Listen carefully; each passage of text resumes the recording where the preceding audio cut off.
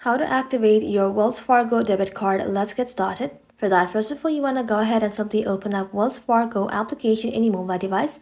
And if you don't have the app, open up the browser. In the search bar, you want to go ahead and simply search for Wells Fargo and then land in their official page. Inside here, you want to go ahead and simply tap on sign on. And now you want to go ahead and simply enter your username and password and then log in to your account.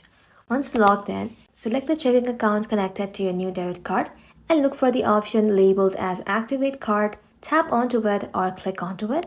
Next, enter the requested card details such as security code on the back of the card or any additional verification information.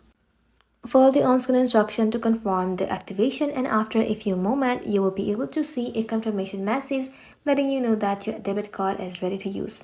That's it. Thank you for watching. If this video was helpful, consider subscribing to our channel and liking this video.